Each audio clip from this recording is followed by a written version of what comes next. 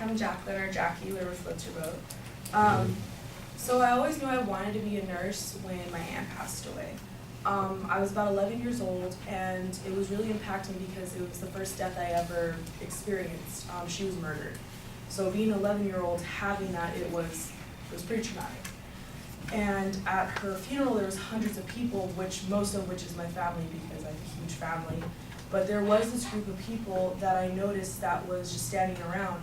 And when it came to making speeches about her, like, memories and everything, they came up and they were actually patients of hers. And they talked about how everything she did, she would make them laugh, and it got them through, her stories and everything got them through their situations.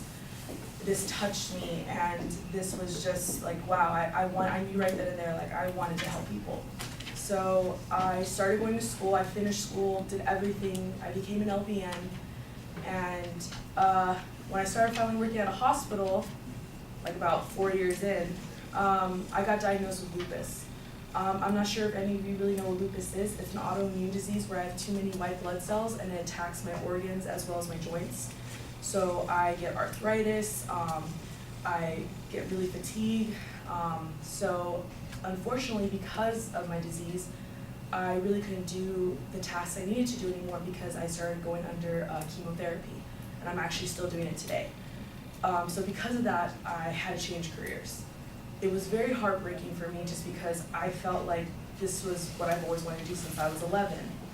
And I started just going through like different career choices and just, everything, and teaching came up, which is ironic because I hated teachers when I was younger.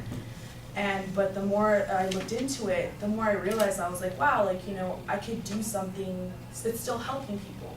Instead of maybe just helping one patient, I can be, shape the minds of the future generations.